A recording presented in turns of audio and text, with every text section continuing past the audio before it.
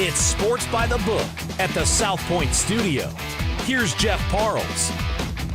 Welcome in at Sports by the Book at the South Point Studio. I'm Jeff Parles. Happy to be with you. The fourth Saturday of the college football season. Well, I guess it's technically the fifth. Can't forget week 0. Alex White is here for the whole show today. Some guy named Vinny came in as well. Vinny Magliulo alongside. 0. Week 0? Stop. Week 1. Not a fan of week 0? No, not a fan of week 0. Coke 0 either. I mean, regular Coke, week 1. Okay? I like Coke Zero, Vinny. You like week 0. I do, actually. I feel like it gives you, a little feel for some of the teams, at least, to jump into week 1. All right. Here we go. What a prolific start to the show here today, guys. Right. There's no zeros in these, except at the end of some of these numbers. Yeah, some of these numbers, there are a lot of zeros at the end of some of these numbers today. Alex is going to be with us the whole show today and tomorrow. Good. We'll also, I echo what Vinny just said as well, and we'll be seeing a lot of Alex through this football season. We're thrilled to have that. Also, too, Alex, we didn't mention this last weekend, and that's a fault of mine. Contest winner down the end as well. Yes, last man standing last year for college football. Station Casinos has it every year. You got to bet against the spread. If you lose, that entry is out. So put 5 entries in. I actually had 1 entry that I rode from like week 4 to the end. Very good. Just best play, pray each week, and just wrote it out. You know, with that contest, because that's a contest that is really built for people that live in this city and just because there's no proxies, for that event. You know, it's interesting.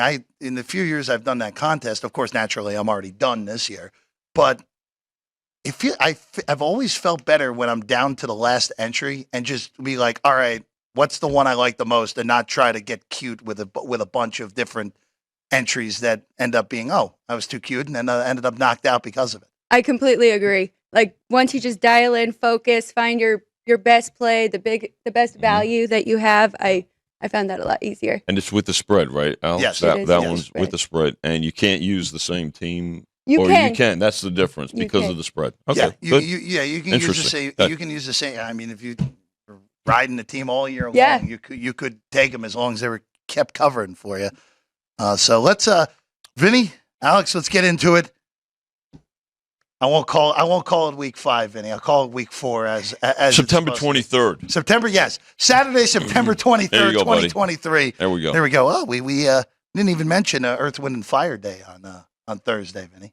Didn't even mention that. We didn't mention Earth, Wind, and Fire? The 21st night of September. It's Thursday. I worked with them. They were, I guess you could say they were coworkers when I was at Caesars. There we go. Yeah. I didn't see them in the showroom that much. They were always in the race book. Oh, there we go. Good race customers. There we go. Let's start. We're going in Vegas rotation number. Mm-hmm. So some of these times will not match up. But these are Vegas rotation numbers. 6:30 Eastern. Winston-Salem for this one. 3:15, 3:16 in your rotation numbers. Georgia Tech, Wake Forest. All right, Vinny. Right now, you guys are the market high on this one on Wake, laying 4 with 58.5 the total here. Yeah, there's some 3.5s. You're seeing them out there, Jeff. Not a lot of movement on the game itself. More movement on the total. This total, we just went to 58.5 actually here at South Point off the 60 opener. I think what we're going to see some weather issues along the East Coast, particularly in the Mid-Atlantic area. So I think that's playing into this. Tropical storm, another tropical storm in Alex. Wind more of a factor, I think, than precipitation. I am jumping on Wake minus the 4 in this one. I think a lot of people are backing Georgia Tech, and I think that's because of Wake's performance against Old Dominion last week. But if you look at the second half, I mean, the defense is really the difference maker. They shut out the Monarchs, and Georgia Tech, they're allowing an average of 241 rushing yards to their opponents. Going with Wake, was the look-ahead line 8, Vinny? Yeah, it was as high as 8, 7.5, 8. Yeah, on this one. So, yeah. So this was the most peculiar move for me, dropping all the way to 4. But I stayed with it. I'm with Wake. And I think let's point out too, when Alex is given a lean or given a side, she's basing it on what she has seen. You're looking at all the factors that we look at too. Injuries, home field, and performance, of course. Looking over box scores and some of the takeaways, and that I don't know if the look ahead line for us, we have to adjust. I don't know. A lot of people, put it's fine, but put a lot more credence into it. But it's something to consider. That's a good factor to take into consideration as well. Well done.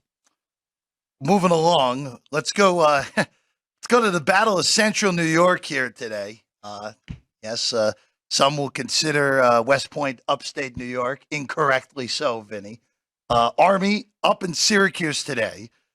Cuse laying 13, 50.5. Syracuse looked pretty darn good through the first 3 weeks of the season. When you live in Brooklyn, Everything's Westchester's upstate. Yeah, everything's upstate. So I'm just, but this game here, not as much movement either so far. Jeff, 13 right now here at South Point. 13.5, toggling back and forth. Not a lot of movement. 50.5 right now here at the South Point on the total, and that's only down about a point. So it actually was as low as 49 at one point. So a little bit of over money coming in last night and this morning. Interesting. Syracuse has looked very good in the first 3 weeks. And for me, Army, Navy, these teams are hard for me to bet for or against. I never really know what to expect. So this is a stay away for me. I made Syracuse minus 13. Right and on the total number. 49. So yeah, right on the number, 49, 50.5 total. So your numbers are basically locked in with what the books have. I don't have anything here as well. The Syracuse team, this kind of felt like a put up or shut up year for Dino Babers, and so far so good. Granted, I want to see them at Clemson next week, so that little bit of a step up in competition from what we've seen the first 4 weeks. But Vinny, Syracuse has always, for whatever reason, played Clemson tough. So they do. I mean, and they respond. They play for Dino Babers. Hey, listen, give him full marks. And to Alex's point, I think they're one of the early season surprises so far when you consider their success. Absolutely. Again, the ACC passed. We'll learn a lot today with Florida State and Clemson. Sure. Because if Clemson wins today, I think we're on a collision course for those two playing again in Charlotte in December. No divisions anymore in the ACC. If Florida State wins, that's Clemson have 2 conference losses because, of course, the opening night loss to Duke. It's wide open for the second slot in Charlotte if Florida State gets it done as a favorite. We'll get to that game in a little bit. All right, let's go to Morgantown. 321, 322 on your card. This is a 3:30 local time in Morgantown, West Virginia. Big 12 opener for both Texas Tech and WVU. So Texas Tech is laying 6. This total has been bet down this morning. I am down to 54. Alex and I are opposite here, but we're in at different numbers. I took the 55 under earlier in the week. Questions a quarterback for West Virginia. Green battling injury, got hurt early in that game last week against Pitt. Texas Tech's defense, that Wyoming game was strange because Wyoming averaged under 5 yards of play. Averaging under 5 yards of play, it's normally a pretty good defensive outing, but they gave up a whole bunch of points. That game went over in overtime. And they gave up 6.5 yards of play and 38 to Oregon, really 31 because of the pick 6 at the end. But, Alex, the main reason I went under here more than anything is I have no idea what West Virginia's offense is going to look like if Green does not go. And it was pretty bad last week. They just won because Pitt was so comically inept. right. Both teams were under 4 yards of play in Morgantown a week ago. See, and I went over here more because of Texas Tech and how fast they play, averaging 151 plays per game and just 22 seconds per play. And then West Virginia, they do run the ball a lot, 67%, but they're still averaging 130 plays per game, which is pretty much average. So I got 54.5, so maybe we can land on that. 55 would mean you win and I push. All right, I can deal with that. So I have to pay one of you. I can deal with you have to pay one of us. By That's the way, right, this Vinny. game opened 5. Yes. Laid to 5 and 5.5, sitting at 6 right now. Yeah, I'm not overly surprised that Texas Tech is the side getting bet in this game. They're 1-2. they're better than that record shows. Yeah. Losing to Oregon by 1 score is not a bad result. No. It was a brutal non-cover, as we know, because of the pick 6, but it was not a bad result. That game was pretty even the whole way through, and then weird things happen to Laramie when Power Fives go there for whatever reason. So I still think they're a pretty darn good football team. All right, Vinny, we'll be quick on this game. It was one of your customers came in and took the 42 for a big sum of money on UAB against Georgia yesterday, down to 41 now on the Bulldogs, laying it at home against the Blazers. And Trent Dilfer, of course, now the head coach of UAB. Good for and doing. Listen, I'm happy for him and doing a good job. But we did have Jimmy Vaccaro came in yesterday and had a number of plays, and gentleman took the 42 for he put up 11 to win 10. So he's got an interest in this game. Again, you're taking 6 touchdowns, and I think that was simply taking that a number. play. But now will there be? This is not going to be a huge handle game for us, but I think you'll see some money on Georgia and some of the multi-leg. This will be a big play on parlay cards, actually, more so than over the counter. That 325, 326 on the card, 7:30 local time in Athens for this one. Again, huge line, 41 right now. You're actually at a market high on Georgia right now. The rest of the market, mostly 40 total, pretty standard 55.5, 56 now here at the South Point. That just changed on my screen, so that's a recent move on the total to 56. All right, let's keep it in the SEC. 7:30 local time, Columbia, South Carolina, Mississippi State. This is 6.5, Vinny. You guys are the market high here as well on the Gamecocks here at home against the Bulldogs of Mississippi State. I think, and this is a game that's moved 1.5 points. It's sitting at 6.5 right now, Jeff. I think folks out there, particularly some pros, are looking to take the 7 if it gets to 7. I know that if it gets to 7, the young lady on my right will at least take a look at it. Normally I would take a look at it, but last week I had Mississippi State and they let me down terribly. So if anything, this is a little bit more of a fade for them. I have South Carolina on one of my entries in Golden Nugget. I didn't bet it, but I do need them for that entry. All right. Good points, right? And the Nugget at -6. Yeah. Good. Yeah. I don't like either of these teams. I really don't. I think South Carolina's better than Mississippi State. Obviously, when you have a traumatic event like it happened with that program with Coach Leach passing away last year, it is a program that is undergoing a lot of changes. And you saw that last week against LSU with a team with no identity, just getting obliterated at home by a very talented LSU team. And South Carolina, they're well coached. That's all I really know about the Gamecocks. All I like about them is I like the younger Beamer, Shane Beamer, of course, now there as the head coach. I don't like much else with this South Carolina team. So this is the definition of a pass for me today. Very well said. In this one. Let's go to the big one at 9 a.m. local time here in Vegas. Noon in Death Valley, Clemson, Florida State. Alex, you have a play here.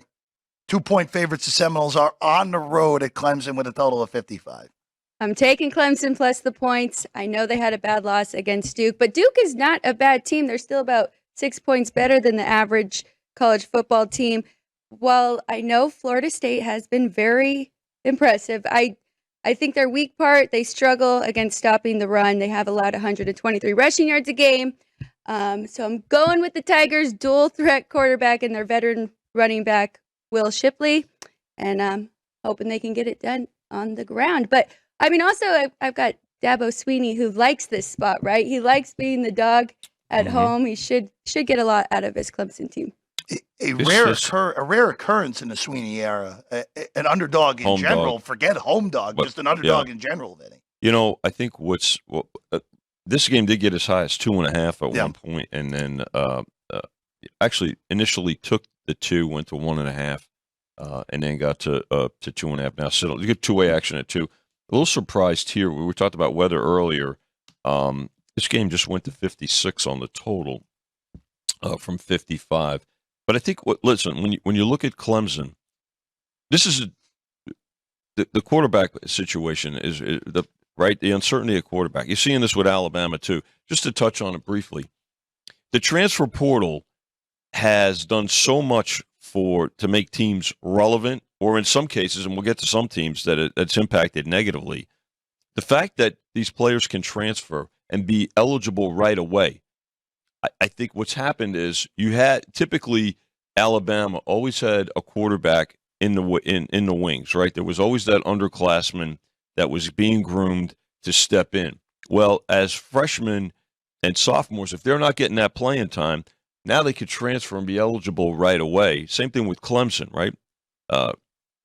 Oyagulele is up in Oregon State now. When they could transfer and be eligible right away, well, they want to play right away. And I get it. I understand that. But what happens is now I think coaches are going to have to adjust the way they recruit and how how their depth chart works, particularly under center. And I think that's the quarterback situation at Clemson is a byproduct of that. And listen, everybody's in the same boat, so how they adjust is going to be a critical factor. The weather, by the way, Vinny, in Clemson is great. So obviously the storm has moved further up the coast.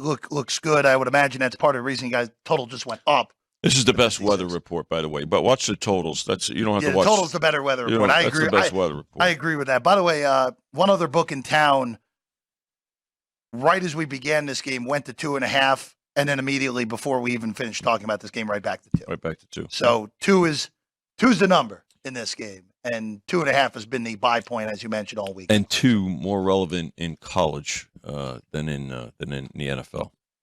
Let's get one more ACC team in here before we take a quick break. Vinny, only reason I'm bringing this one up, a bettor came in, laid the lumber with the Blue Devils here. Yeah. At 21 in East Hartford against UConn. It's up to 22 on the Blue Devils now on the road, total 45. Yeah, this same individual, 3 touchdowns, no problem.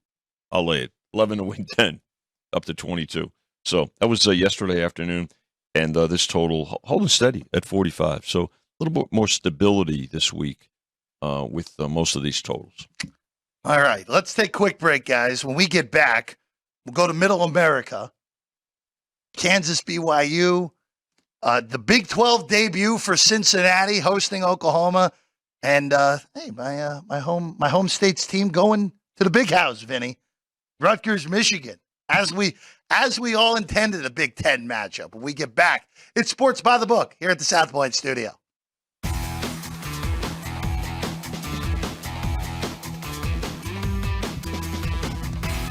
Welcome back in at Sports by the Book here at the South Point Studio. I'm Jeff Parles. Happy to be with you, of course, taking you up to the kickoff of that noon Eastern, 9 a.m. slate here at college football, alongside Vinny Magliulo, of course, the Hall of Famer, sports betting Hall of Famer, Gone Gaming. Has been in the business over 40 years here in Nevada. 46 now. Longer than that if you include high school and college. High school and college. Yeah, I mean, for fundraising purposes, tuition assistance. 100%. Absolutely. And Alex White, of course, along with us as well. Past winner of Last Man Standing in college football over at Stations Casino. And we're happy to have Alex along with us every Saturday and Sunday moving forward, previewing both college football and the NFL. Maybe we'll see on either Thursday or Mondays moving forward as well, looking at those games as we get to them. I love that. So, Alex, by the way, also third generation. Yes. Sports analyst, handicapper, her dad and grandfather, dear friends and respected colleagues. She's one of the few people that can actually look at my sheets and understand what it says on there. So that's a throwback, right? This looks like your dad's desk. It really does, yes. We don't know exactly where everything is or what it means. Let's keep it rolling here, guys. Let's go to 343-344 on the rotation number, 3:30 Eastern, 12:30 Pacific, 2:30 local time in Lawrence, Kansas. Kansas football, Vinny. That's right. Not basketball. Kansas football, and this is a conference game, guys. BYU at Kansas. The first game in the Big 12 for conference play for BYU. Mm-hmm. Vinny got Cougars with a really bizarre but nice win last week in Fayetteville. Mm-hmm. Getting it done despite the offense really not playing well. They put up 38 thanks to some cashing in on turnovers. Kansas a sleepwalking performance a week ago in Reno, winning by a touchdown against Nevada as a big favorite. Vinny, KU, a 9-point favorite, 56, but this game has had a bunch of movement over the last 24 hours. A lot of action on this game, and I've got to tell you that we opened at 9.5. It was bet down to as low as 8 initially, and then it's come back up the ladder, if you will, and we were as high as 9.5 yesterday when we were on the air with Chris Andrews and Jimmy Vaccaro, and now sitting at 9, and the total 56, so up about 1.5, 2 points, depending on where you're shopping. But great action on the game, two-way action on the game, and going back and forth. I don't know. You have a play on this one, Alex? I got 54.5. I took the over there, so I'm happy with that before it moved up. I am interested to see. I want to watch this game. And did you know we have a brother matchup with BYU and Kansas? We've got a wide receiver on BYU, Darius Lassiter, and then the safety of Kansas, his brother, will be playing. So that should be fun too. I love those. You know, this is an interesting test for Kansas because they handled the test 2 weeks ago against Illinois really well. That game they were in control the whole way. You had to let Illinois get back, and there was a sweat for a half of a drive if you laid the 3.5. And then they got off the field, and then the ball never went back to Illinois. This Kansas team, this is on paper going into the year, the best team that Kansas has had in over a decade. I mean, Mark Mangino was still there with the last time that Kansas was as good on paper going into a year. And if you're as good as you think the paper says going into the year, you handle your business and win this game and cover against BYU. Especially at home. Chris said this to us yesterday, Vinny. I think the 8.5 is a more proper number than the 10s that were out there earlier this week. Yeah, well, money, dictates it, right? Yeah. So, to your point, some folks like they like the 9.5, and then they like the higher number, and some, came back, and that's our goal. Listen, we want two-way action, and what you're just looking for that threshold. The function of line movement is to try to find that threshold to where you will get that buyback. So this one here. As you indicated, and I think it may surprise some folks, the fact that, and this is a mid-afternoon game, too, for us here on the West Coast, 12:30. This is in that window where not a lot of, even though there's a really good game and a game I want to watch, there are so many quality games at 12:30 that this game is not going to get a lot of eyeballs in comparison. But it's getting a lot of betting attention. Get a lot of action. So that's, again, eyeballs are one thing, dollars are another. Yeah, it has had a whole bunch of movement, as we said, right now. BYU KU 9 right now here at the South Point with a total of 56. All right, to the big house. As everyone intended, the Big Ten matchup of Rutgers and Michigan.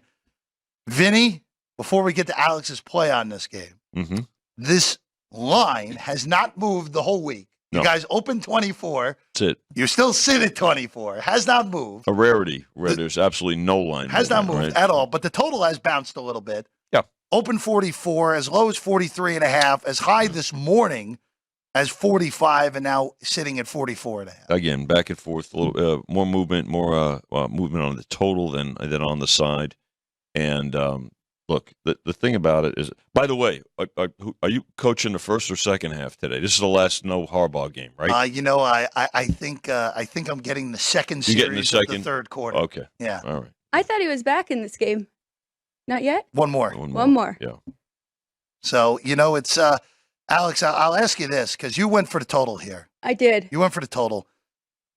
This is one of those where Michigan's defense has looked really good so far this year. And offensively speaking, and Vinny and Chris and I talked about this a little bit yesterday, kind of just going through the motions. And because the opponents have not been particularly good, they've been able to win these games comfortably. But they're 0-3 against the numbers so far. So a little bit of a better look at the total. Numbers are inflated, too. Because of course, because of the opponents. Because of obviously, it's Michigan. I mean, it's also Bowling Green, no disrespect to the Rebs, but UNLV. And who did they play? Who did Michigan play week one? Which team did they beat up on week one? They beat up on East Carolina. Who's not any good.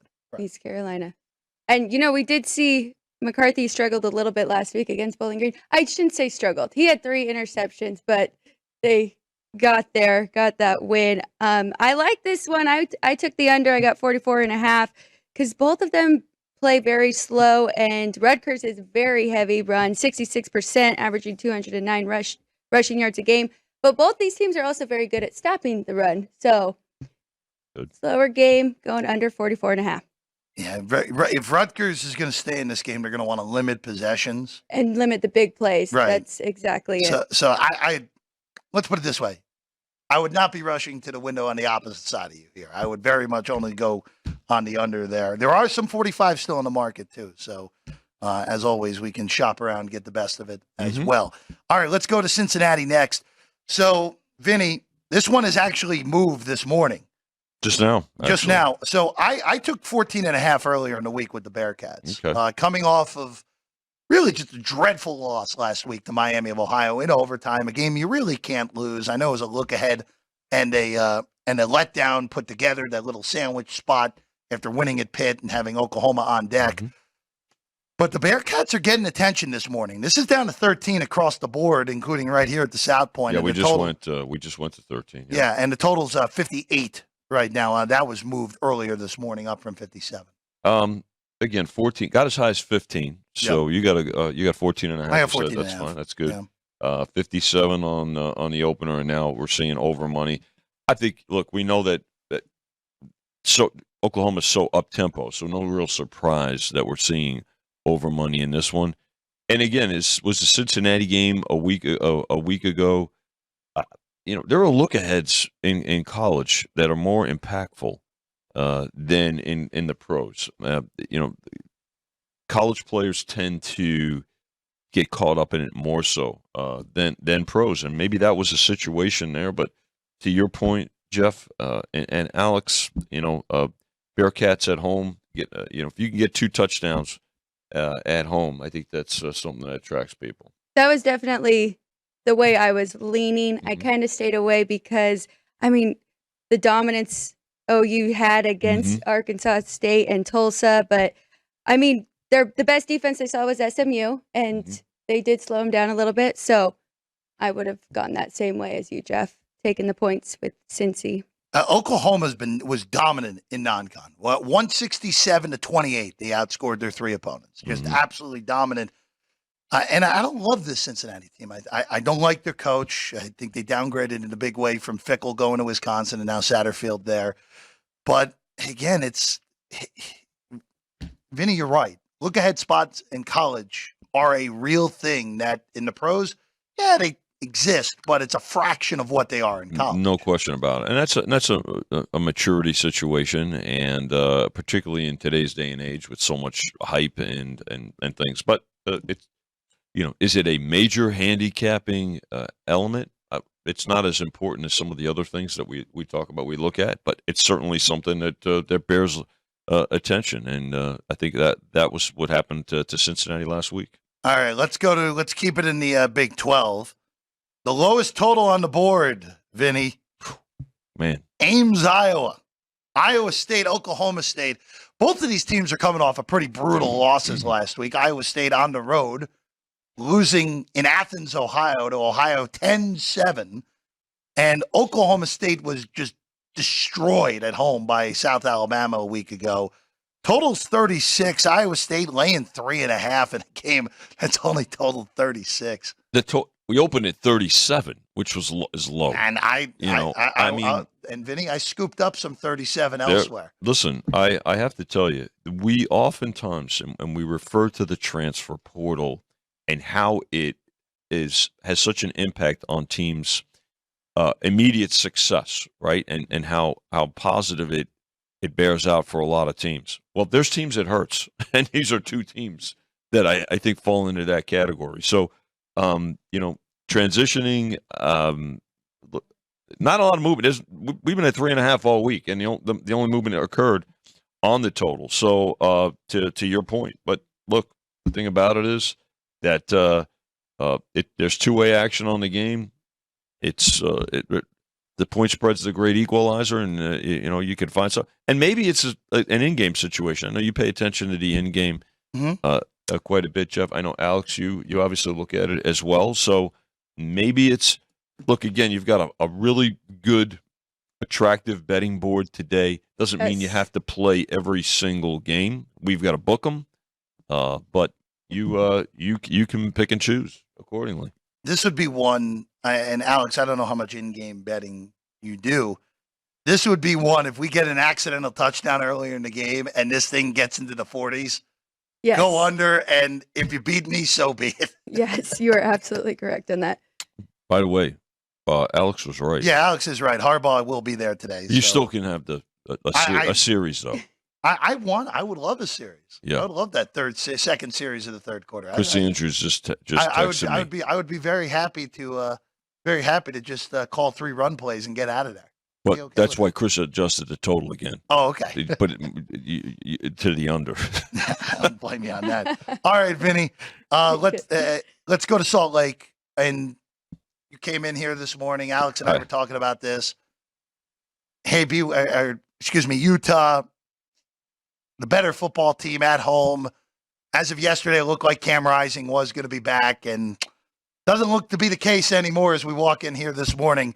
Down to 3 on the Utes at home, 50.5, and Rising moved from probable to doubtful overnight. Well, look at the line movement on this game, and it's a byproduct of the Cam Rising situation.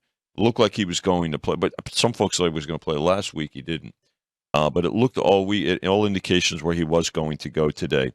And the game opened 5, and they laid the 5.5. We were as high as 6. And then it kind of toggled back and forth for the better part of the week at between 5.5 and 6. Well, now with the news this morning, right before we came in the studio, I checked in the back, and it looks like he's doubtful now. So an adjustment down to 3, and a total on this one 50.5. So this total was higher also with his news, 52.5, 53. But now obviously there's an adjustment, and we'll have to see. It doesn't look like he's going to go today, but it's unfortunate because I think Utah has a significant home field advantage. Yes. Rice Cycles. Yep. You're there. Altitude is one thing, but the way the stadium is configured, right on the side of a mountain, they're right on top of you up there, and it's a great setting. So I don't know if you have a play or a lean on this one, Alex. Well, that's exactly why I took Utah minus the points. And besides the home field advantage, their defense has been outstanding. I like this play with Rising or not. I like Johnson since they put him in. I trust him a lot more than Barnes because, he came in, they were down, losing to Baylor. Johnson comes in, they get that win. They don't cover. It was 7.5, but they did end up winning by a touchdown. So I'm sticking with it. I mean, I have no choice. I already made the bet, but I got Utah minus 5 and still feel pretty confident about it. Much better team at home. Much better. Well, you know what? This is a game I'm going to learn a lot about UCLA. That's really what I'm looking for in this game. Is what UCLA has done so far this year a byproduct of the opponents they have played through the first 3 weeks? Or is this team actually quite good? Are they? And we always expect explosive offense from Chip Kelly. They only put 27 on Coastal and struggled for a half. Coastal was blasted earlier this week where the whole world was against them on Thursday, and Georgia State got there easily. San Diego State covered last night, but this is a down Aztec team, and North Carolina Central is an FCS team, and not a good one at that. So this is a data point on UCLA today. Are the Bruins a legitimate threat to get here to Las Vegas in the Pac-12 title game, or is this a Chip Kelly team that's going to go 6-6? And I thought the exact same thing. I was like, I'm going to find out a lot today if I still have UCLA rated too low and see how good of a team they are in the Pac-12. Conference games. They tell the story. All right, let's go to the other LA team. USC's in Tempe to take on Arizona State. Vinny, Arizona State has so many injuries in this game. Yeah. Pine will play despite not being 100% healthy because the other 2 quarterbacks are hurt. A whole host of starters out for Arizona State. This was 35 earlier in the week. It has come back down to 34.5. USC laying it on the road in Tempe at 62.5 the total. I mean, look, do you as a handicapper, you try to grab as many points as possible, especially at home.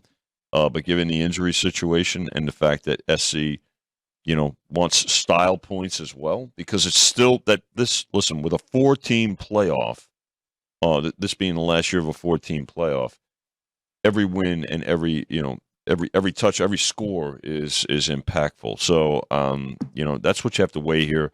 Not a lot of movement on this game because there really hasn't been as much interest on it. I mean, when you look at the rest of the card, it's so much more attractive. However, this is a 7:30 game, and SC always gets attention, especially when they're playing those later games here on Saturday. The majority of the handle on this game will come in this evening after the 5 o'clock games go, and people look at what kind of day they've had. Interesting. That does make sense, though. So if they had a winning day, then they come back for more. And it's on TV. Chase game if you've had a bad day. Yeah, I mean we have Chase game. Yeah. We have the primetime game on Sunday night, and this is a SC games here in the evening. Tremendous handle. Let's Vinny. Have you heard of this Coach Prime guy in Boulder? He's pretty good. He's having some success. Yes. So before we get to just a move on this game, where we're right back to where you guys started right now, 21. Yeah. Ducks laying at Oregon, Colorado. Of course, this is at 12:30 local time in Eugene. 70.5 total has not moved the whole week, which is fun. But Alex, I just want to ask you this: where you're obviously making your own numbers, and Travis Hunter is out and lacerated liver. He's going to miss the next 3 weeks. Normally, and Vinny, I want your take on this too. Mm-hmm. Normally, for a non-quarterback, the line is if it's going to move, it's minuscule. right. But this guy's playing 100 plays. Yes. He's playing both sides of the ball. He's Colorado's best secondary player, and he's Colorado's best skill position player.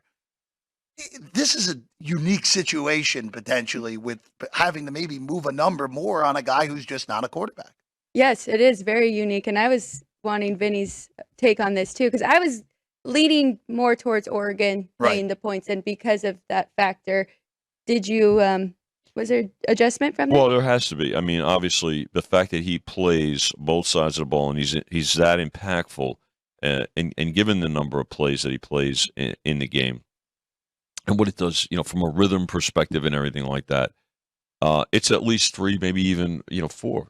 I mean, look, because of who he is and what he does and what he means to the team, right? The other part, though, here is, let's face it, this is Oregon. This is a different set of circumstances that Colorado has seen so far. Yeah, not even close. So, yeah. I mean, everybody thought, well, especially after the comeback last week and the fact that they've been so successful throughout this part of the season. Oregon, good quarterback play as well. They can run the ball defensively. You know what? If you want to kind of slow things down, I think they can, but they don't mind. They don't mind putting the points up either. They'll go up tempo as well. So, but the key here is without Hunter, it's at least a 3, maybe even a 4-point adjustment in my opinion. That's exactly what I was thinking. Mm-hmm. I would lean Oregon here. I don't have a bet on the game, and we were talking about this. We did get as high as 22. Excuse me. Yeah, just 20. at one point. Yeah. We were talking about this a little bit yesterday too, Alex. Like, this is a hard game as well. Like, if you're looking to bet this in game, where if Oregon looks like they are clearly the better team, the number's going to steamroll out of control pretty early in the game. You would agree with that, Vinny? Where let's say Oregon's up 14-0 and early, it's going to be. You're going to be laying a pretty significant number in that game. Well, yeah, on the end game, of course. I mean, but the other part of it, though, is we know that Colorado can score, right? I mean, and but it also speaks to how good the Pac-12 is. And again, we've talked about this this first month of the season. I don't want to say that we totally underestimated the Pac-12, but it's certainly better than we thought it was going to be, and these are two teams that make it possible and speak to that reality. Let's get one more game before we take our last and quick break. Still in the Pac-12, Oregon State, Wazoo, up at the Palouse tonight. 3-point favorites. The Beavers are on the road here, Vinny. 57 a total. I'm on the Cougars. I took the 3 with the home team. They have the better quarterback. Cam Ward's better than DJU, and these are both equally well-coached teams. I love both of these coaches. Obviously, Dickard early in his career now as a head coach at Wazoo. Jonathan Smith has done an amazing job in Corvallis. But I think this favors the home team, and I'm getting points. I took the 3 with Wazoo. This is a game that's kind of gotten lost on the schedule. It's a great and this is a game. really good. Yeah. This is a really good game. I mean, we just talked about Colorado and Oregon. Of course, SC's a huge favorite. I'm glad this game is. I don't want it's not quite a standalone game, but it's positioned nicely at 4:00 Pacific. This is a good game. Not a lot of movement. They did lay the 2.5, the opener with Oregon State, and we've been at 3 getting two-way action. 57 is the opening total. Was as high as 58. I think 58.5. There might have been some 59s at some point, but this is a game that bears watching. And again, 2 teams that speak to how good the Pac-12 is this year, Alex. And I looked over it as well, but the play for me would have been over 54.5, and I missed that. That shot up pretty quickly, so then I didn't look into it so much. But you're right, great game, great matchup between these two. Let's take a quick break. When we get back, big one in Tuscaloosa, the biggest one of the day in South Bend. When we wrap things up, when we come back, Sports by the Book here at the South Point Studio.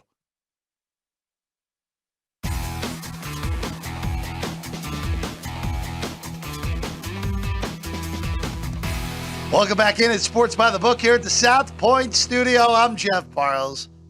Alex White, Vinny Magliulo alongside. Happy to be with you as always. Final segment for us, getting you ready for college football's Week 4. As Vinny said, Saturday, September 23rd in college football. Keep track of these this week, that. Come on. And this is a great week. We got 6 ranked matchups. We got conference play. I'm excited about this day. Good six ranked matchups, and Clemson, Florida State is now one of the 6.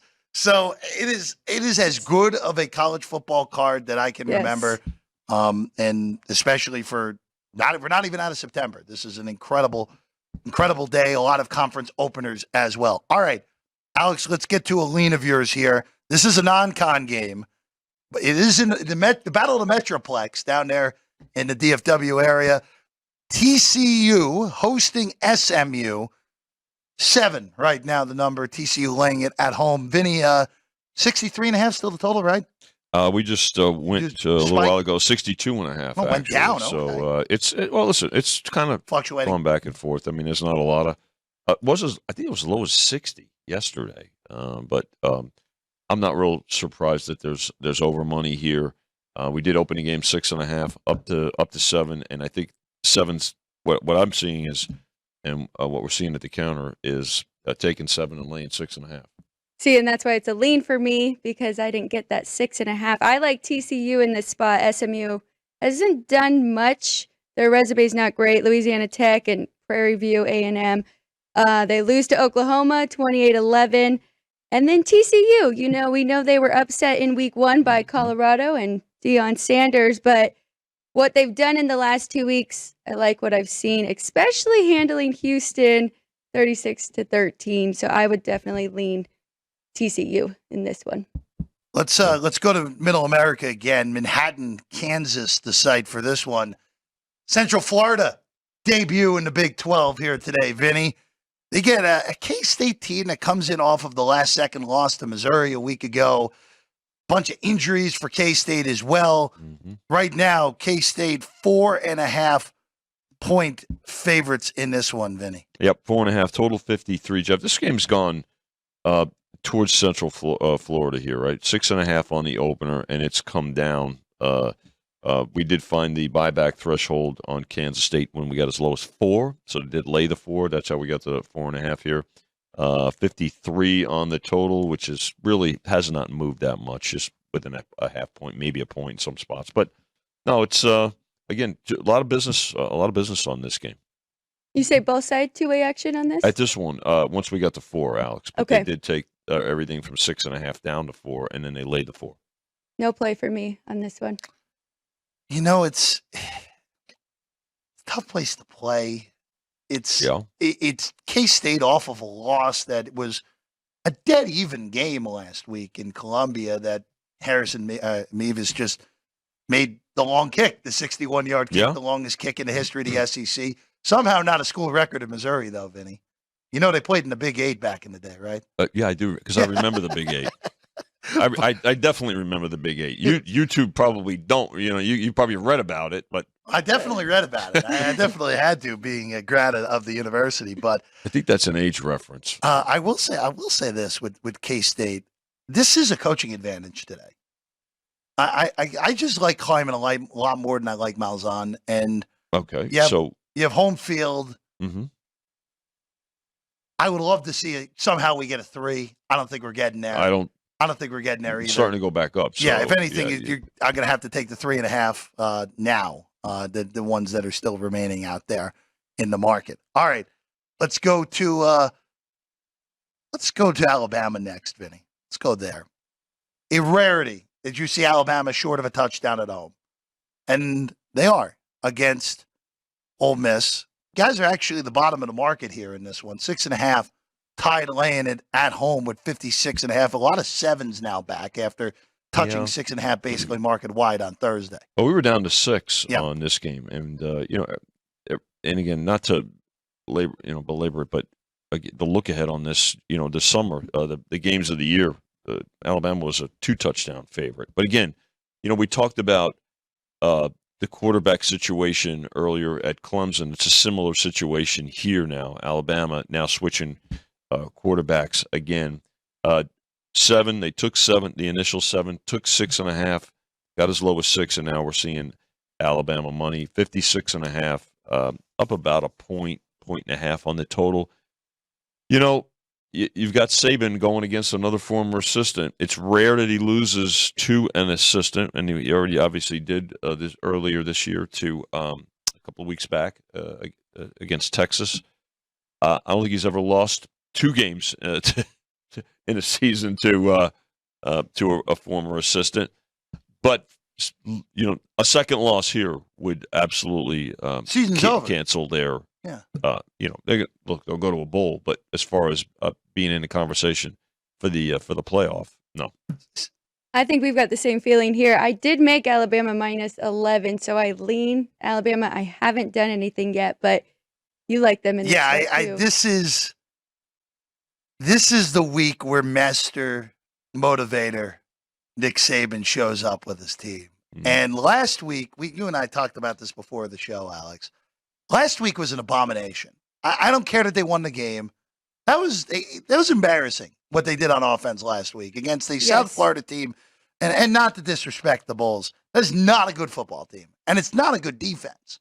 And Alabama couldn't move the ball at all against South Florida. If they played a real team last week, they lose. They lose. Lose, and they lose comfortably. Saban has the right guy quarterback again. I think it was a little bit of an overreaction to bench Milroe in the fashion they did. He's the most talented guy on the roster by a pretty significant margin, and it proved out last week. Yeah. Hey, very rare you only have to lay a touchdown, lay 6.5 with Alabama at home. I laid it earlier in the week at 6.5. I'm going to go back for more at 7 if it doesn't bounce up. I think they win this game. I think they roll in this one against Ole Miss. Probably we'll see that 7, Jeff. I would imagine if anything, it may spike, may even touch 7.5 for a few moments and then come right back down. Might. Let's go to a play of Alex's here on the Bayou here. LSU, Arkansas. Man, that disappointing loss last week to BYU in a really funky game in Fayetteville.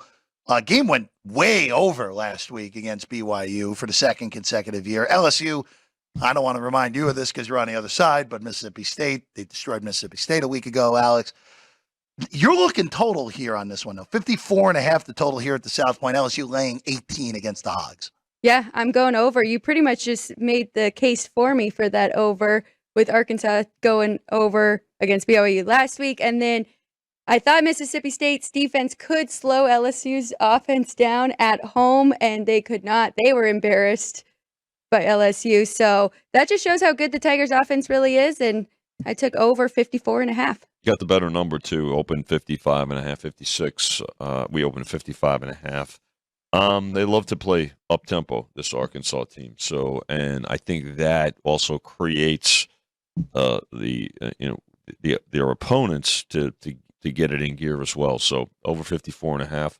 I think we'll see this number creep back up or through the opening total of 55.5 or 56. This is a funky spot for LSU this week, where this is a rivalry game. Of course, this used to go on the Friday after Thanksgiving before Missouri and Arkansas decided to manufacture their fake rivalry that they have, and LSU plays A&M on that Friday or after Thanksgiving as well. Ole Miss is on deck for LSU, and it's on the road in Oxford next week. It's a weird spot. I would only lean to a total with you on the over here. I'm not comfortable laying all those points with LSU in this game in a weird spot with the second biggest game on their schedule coming up next week against Mississippi. Right, and Arkansas coming off that bad loss to BYU. So I agree with you there. Let's go to the big one tonight. Vinny, have you heard of Notre Dame, Ohio State? Heard of those two teams? Yeah, I have actually. We've booked a couple of their games. Only the sixth time they've ever played in the regular season tonight. Of course, they played last year in Columbus. Notre Dame's defense really played well. Ohio State's offense struggled. Ohio State won that game but didn't cover. Now the scene shifts to South Bend, and Vinny, Alex, and I are on the same side in this game. Irish getting 3. Alex, why Notre Dame here? Experience in the quarterback position. I think this will come down to the quarterback and the line of scrimmage. We've kind of talked about the better team at home getting points, and we've been on a few of those sides. I shouldn't say the better team because I don't really know. We don't know between these two, right? We'll see today. They're both legitimate top 8 They are teams. both legitimate, but at home getting the points. I'm going with Sam Hartman, Wake Forest transfer.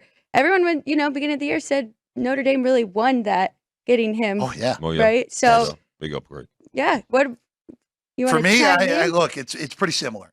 This is a big quarterback advantage, Hartman over McCord, from what we've seen so far from McCord this year.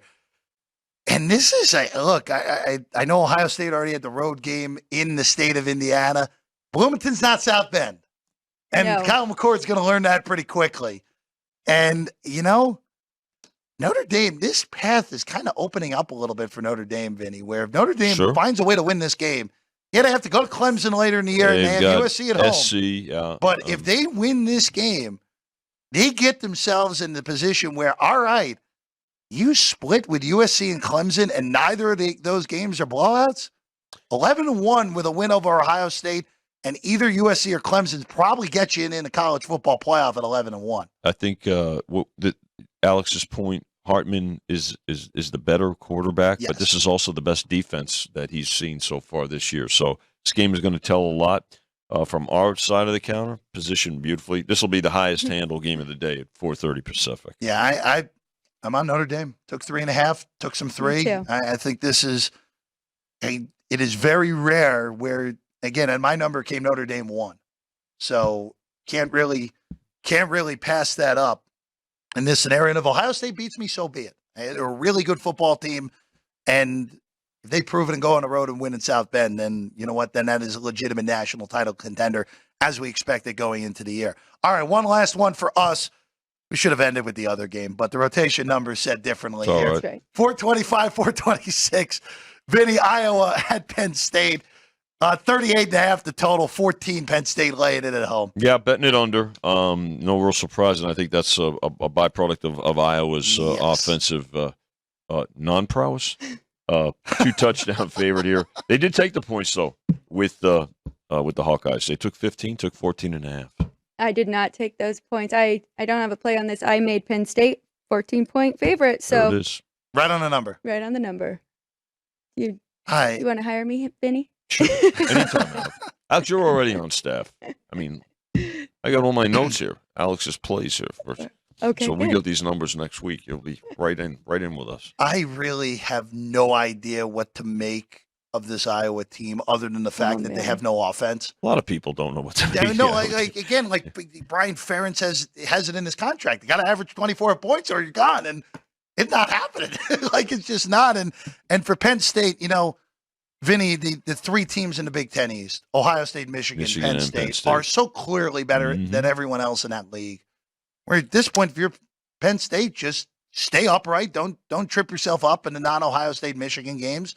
Split those games and you have a shot. Well, they haven't won. They haven't beaten both of those teams in the same season very often. If they do this year, they're making the college football playoff. Just what you said about Notre Dame a little while ago will certainly pertain to the Nittany Lions. Penn State goes 13-0. Penn State, not only are they in the playoff, they may end up stealing the number 1 seed from Georgia. A real possibility if that happens. So we'll see. Penn State 14-point favorites tonight at home against Iowa.